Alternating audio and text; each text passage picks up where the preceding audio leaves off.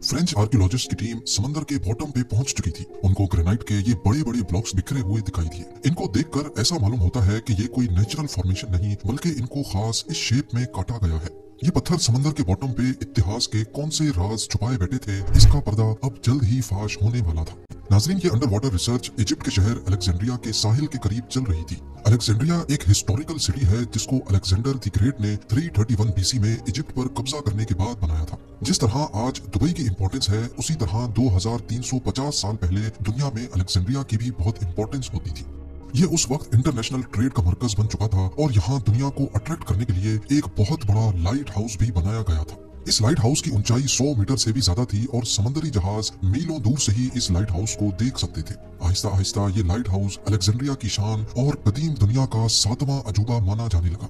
इसके साथ साथ इसकी एक और अहमियत भी थी, ये दुनिया में बनाया जाने वाला सबसे पहला लाइट हाउस भी था। एंशिएंट वर्ल्ड के टोटल 7 वंडर्स हुआ करते थे, जिसमें से 2 एंशिएंट इजिप्शियंस ने ही बनाए थे। पहला है पिरामिड्स ऑफ गीजा जो अभी तक सही सलामत खड़े हैं, और दूसरा अलेक्जेंड्रिया का लाइट हाउस जिसको फेरोस ऑफ अलेक्जेंड्रिया भी कहा जाता है। ये उस दौर में दुनिया के लिए एक बिल्कुल अनोखी चीज थी। लाइमस्टोन और ग्रेनाइट के पत्थरों से बना ये एंशिएंट इंजीनियरिंग के जेवर का दर्जा रखता था।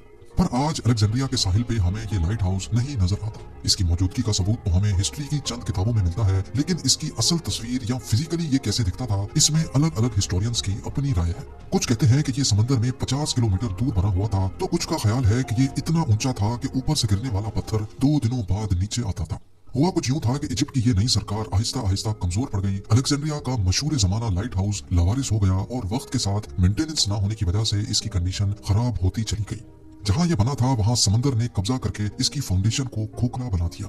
फिर ईयर 1480 में, यानी आज से करीब 550 साल पहले, एक ताकतवर अर्थक्वेक ने इस लाइट हाउस को उखाड़कर समंदर में बिखेर दिया। 1700 साल शान शौकत से खड़ा रहने वाला लाइट हाउस ऐसे गायब हुआ जैसे ये कभी बना ही नहीं था। जैसे जैसे वक्त गुजरता गया, अलेक्जेंड्रिया लाइट हाउस की हिस्ट्री भी धुंधली होती गई और आज ये हिस्टोरियंस और आर्कियोलॉजिस्ट के लिए एक मिस्ट्री बना हुआ है। ऐसा माना जाता है कि ये समंदर के इस हिस्से में खोया था जो आज अलेक्जेंड्रिया बंदरगाह की एंट्रेंस है। फ्रेंच आर्कियोलॉजिस्ट की एक टीम इस गुत्थी को सुलझाने के लिए पिछले 20 सालों से मेहनत कर रही है। अब उन्होंने समंदर के अंदर जाकर अंडर वाटर इमेजिंग टेक्नोलॉजी की मदद हासिल करने का फैसला किया। इनका मकसद सिर्फ एक ही था कि कैसे भी करके लाइट हाउस के ओरिजिनल शेप और डिजाइन को डिजिटली दोबारा बनाया जाए। समंदर के सरफेस से कई फुट नीचे उनको ग्रेनाइट के बड़े बड़े ब्लॉक्स बिखरे हुए दिखाई दिए। इनकी साइज और शेप देखकर ऐसा लग रहा है कि ये कोई नेचुरल फॉर्मेशन नहीं बल्कि इनको खास काटा गया है। ये ब्लॉक्स वाकई में अलेक्जेंड्रिया लाइट हाउस का हिस्सा हैं, ये साबित करना काफी मुश्किल है, क्योंकि जैसे आपने पहले जाना, हिस्ट्री में लाइट हाउस के डिजाइन्स में काफी टकराव पाया जाता है। ये जानने के लिए आर्कियोलॉजिस्ट ने फोटोग्रामेट्री टेक्नोलॉजी को इस्तेमाल करने का फैसला किया। इनमें हजारों लाखों फोटोज को कंप्यूटर ग्राफिक्स की मदद से 3D वीडियो में कन्वर्ट किया जाता है। 28 हफ्तों की डाइविंग और 50,000 फोटोग्राफ्स लेने के बाद आर्कियोलॉजिस्ट के पास अब इतना डाटा इकट्ठा हो चुका था कि इसको 3D मॉडल में कन्वर्ट किया जा सके। 600 सालों में पहली बार अलेक्जेंड्रिया लाइट हाउस के मलबे का 3D मॉडल से मुआयना किया जा रहा था। इस मलबे में 3000 ब्लॉक्स थे जो करीब 3 एकड़ के एरिया पर फैले हुए थे। इसमें स्टैचूज की फाउंडेशन और बड़े बड़े पिलर्स भी शामिल थे। कुछ ब्लॉक्स ऐसे भी थे जिनकी शेप लाइट हाउस के ओरिजिनल डिजाइन को बनाने में काफी मदद दे सकती है, पर यह काम इतना आसान भी नहीं है। कंप्यूटर ग्राफिक्स की मदद से ही सही, लेकिन इन 3000 ब्लॉक्स को जोड़ना एक जायंट पजल को सॉल्व करने जैसा है। इस मलबे का एक बहुत बड़ा हिस्सा किसी वजह से साहिल पे ही पड़ा है, पर यह है क्या चीज? आर्कियोलॉजिस्ट का मानना है कि ये लाइट हाउस के दरवाजे के पिलर्स लगते हैं। जब पानी के नीचे पड़े मलबे पर गौर किया गया तो ऐसे ही 2 पिलर्स वहां भी पड़े दिखाई दिए। ऐसा महसूस होता है कि ये सब एक ही दरवाजे के अलग अलग पीसेस हैं। इन पिलर्स के 3D मॉडल को कंप्यूटर ग्राफिक्स की मदद से जब जोड़ा गया तो हैरत अंगेज तौर पे ये बिल्कुल ठीक से एक दूसरे में फिट हो गए। इन ग्रेनाइट ब्लॉक्स के बीच में शायद लकड़ी का दरवाजा हुआ करता था।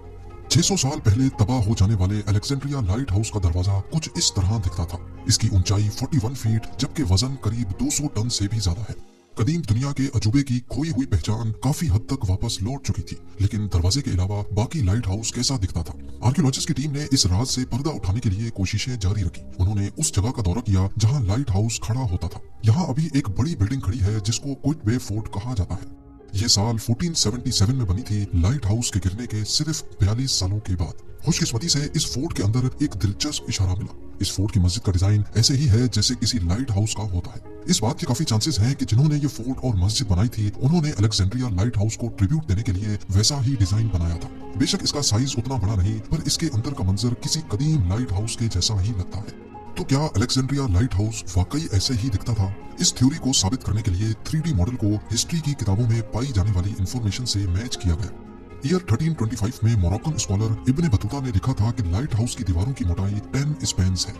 उस दौर में किसी भी चीज को हाथ की साइज से मेजर किया जाता था। अंगूठे से लेकर छोटी उंगली तक एक स्पैन कहलाता है। हाथ का एक स्पैन करीब 8 इंचेस बड़ा होता है, यानी 10 स्पैन 6 फुट 7 इंचेस बनते हैं। हैरत अंगेज तौर पे 3D मॉडल से बनाए गए लाइट हाउस के दरवाजे में जब दीवारें ऐड की गई तो उनकी मोटाई ठीक 6 फुट 10 इंचेस बनती है। 700 साल पहले इब्ने बतूता की बताई हुई साइज से सिर्फ 3 इंचेस बड़ी। आर्कियोलॉजिस्ट को एक बहुत बड़ा ब्रेक थ्रू मिल चुका था। इसका मतलब था कि इब्ने बतूता की लिखी हुई अलेक्जेंड्रिया लाइट हाउस की डिस्क्रिप्शन के सही होने के चांसेस काफी ज्यादा है।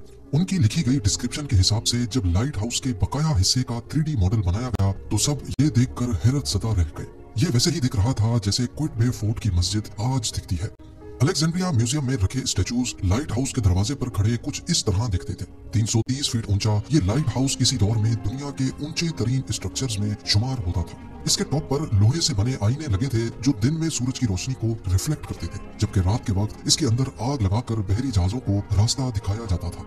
अलेक्जेंड्रिया लाइट हाउस के हवाले से एक्सपर्ट्स का अंदाजा बिल्कुल सही साबित हुआ। लाइट हाउस तबाह होने के 42 सालों के बाद क्विटबे फोर्ट के बिल्डर्स ने ट्रिब्यूट के तौर पे मस्जिद का डिजाइन अलेक्जेंड्रिया की शान लाइट हाउस के डिजाइन पे रखा था।